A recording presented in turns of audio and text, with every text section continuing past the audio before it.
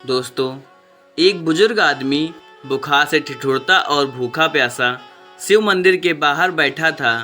तभी वहां पर नगर के सेठ अपनी सेठानी के साथ एक बहुत ही लंबी और महंगी कार से उतरे। उनके पीछे उनके नौकरों की कतार थी। एक नौकर ने फल पकड़े हुए थे, दूसरे नौकर ने फूल पकड़े थे, तीसरे नौकर ने हीरे और जवाहरात के थाल पकड़े हुए थे, चौथे नौकर ने पंडित जी को दान देने के लिए मलमल के 3 जोड़ी धोती कुर्ता और पांचवें नौकर ने मिठाइयों के थाल पकड़े थे। पंडित जी ने उन्हें आता देखा तो दौड़ के उनके स्वागत के लिए बाहर आ गए।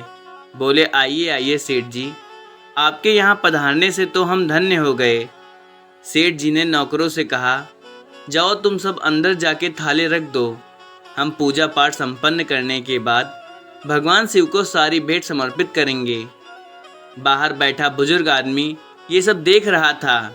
उसने सेठ जी से कहा, मालिक, 2 दिनों से भूखा हूँ, थोड़ी मिठाई और फल मुझे भी दे दो खाने को। सेठ जी ने उसकी बात को अनसुना कर दिया। बुजुर्ग आदमी ने फिर से सेठानी से कहा, ओ मेम साहब, थोड़ा कुछ खाने को मुझे भी दे दो, मुझे भूख से चक्कर आ रहे हैं। सेठानी जी चिढ़ के बोली, बाबा, ये सारी भेंटें तो भगवान को चढ़ाने के लिए हैं, तुम्हें नहीं दे सकते। अभी हम मंदिर के अंदर घुसे भी नहीं हैं और तुमने बीच में ही टोक लगा दी। सेठ जी गुस्से में बोले, लो, पूजा से पहले ही टोक लग गई, पता नहीं अब पूजा ठीक से संपन्न होगी भी या नहीं। कितने भक्ति भाव से अंदर जाने की सोच रहे थे और इसने अड़चन डाल दी। पंडित जी बोले, शांत हो जाइए सेठ जी, इतना गुस्सा मत होइए। अरे क्या शांत हो जाइए पंडित जी, आपको पता है पूरे शहर के सबसे महंगे फल और मिठाई हमने खरीदे थे प्रभु को चढ़ाने के लिए, और अभी चढ़ाए भी नहीं हैं कि पहले ही अड़चन आ गई। सारा का सारा मूड ही खराब हो गया। अब बताओ, भगवान को चढ़ाने से पहले इसको दे दें क्या? पंडित जी बोले, अरे पागल है ये आदमी, आप इसके पीछे अपना मूड मत खराब करिए। आप सेठानी जी के साथ अंदर जाइए। सेठ और सेठानी बुजुर्ग आदमी को कोसते हुए अंदर चले गए। पंडित जी बुजुर्ग आदमी के पास गए और बोले, जाके कोने में बैठ जाओ, अब ये लोग चले जाएंगे तब मैं तुम्हें कुछ खाने को दे जाऊंगा। बुजुर्ग आदमी आंसू बहाता हुआ कोने में बैठ गया। अंदर जाकर सेठ ने भगवान शिव को प्रणाम किया और जैसे ही आरती के लिए थाल लेकर आरती करने लगे तो आरती का थाल उनके हाथ से छूट कर नीचे गिर गया। वे हैरान रह गए, पर पंडित जी दूसरा आरती का थाल ले आए।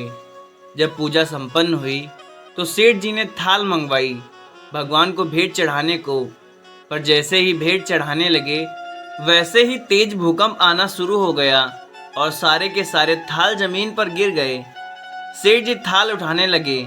जैसे ही उन्होंने थाल जमीन से उठाना चाहा तो अचानक उनके दोनों हाथ टेढ़े हो गए, मानो हाथों को लकवा मार गया हो। ये देखते ही सेठानी फूट फूट कर रोने लगी। बोली, पंडित जी, देखा आपने, मुझे लगता है उस बाहर बैठे बूढ़े से नाराज होकर ही भगवान ने हमें दंड दिया है। उसी बूढ़े की अड़चन डालने की वजह से भगवान हमसे नाराज हो गए हैं। सेठ जी बोले, हाँ, उसी की टोक लगने की वजह से भगवान ने हमारी पूजा स्वीकार नहीं की। सेठानी बोली, क्या हो गया इनके हाथों को? अचानक से इनके हाथों को लकवा कैसे मार गया? इनके हाथ टेढ़े कैसे हो गए? अब क्या करूं मैं? जोर जोर से रोने लगी। पंडित जी हाथ जोड़ के सेठ और सेठानी से बोले, माफ़ करना, एक बात बोलूं आप दोनों से, भगवान उस बुजुर्ग आदमी से नाराज नहीं हुए हैं, बल्कि आप दोनों से रुष्ट होकर भगवान आपको ये दंड दिया है। सेठानी जी बोली, पर हमने क्या किया है? पंडित जी बोले, क्या किया है आपने? मैं आपको बताता हूँ। आप इतने महंगे उपहार लेके आए भगवान को चढ़ाने के लिए, पर ये आपने नहीं सोचा कि हर इंसान के अंदर भगवान बसते हैं। आप अंदर भगवान की मूर्ति पर भेंट चढ़ाना चाहते थे, पर यहाँ तो खुद उस बुजुर्ग आदमी के रूप में भगवान आपसे प्रसाद ग्रहण करने आए थे। उसी को अगर आपने खुश होकर कुछ खाने को दे दिया होता तो आपके उपहार भगवान तक खुद ही पहुँच जाते।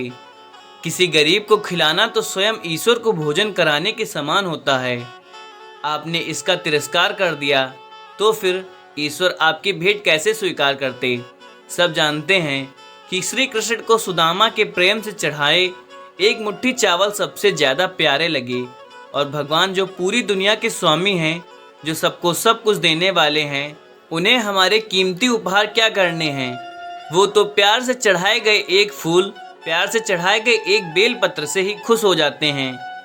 उन्हें महंगे फल और मिठाइयाँ चढ़ा के उनके ऊपर एहसान करने की हमें कोई आवश्यकता नहीं है। इससे अच्छा तो किसी गरीब को कुछ खिला दीजिए। ईश्वर खुद ही खुश होकर आपकी झोली खुशियों से भर देंगे।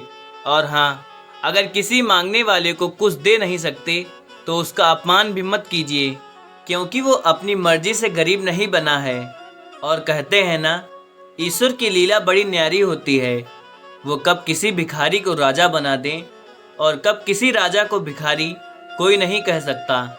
आप चाहे किसी भी समाज से हों, अगर आप अपने समाज के किसी उभरते हुए व्यक्तित्व से जलते हो या उसकी निंदा करते हो, तो आप निश्चित रूप से उस समाज के लिए कलंक हो।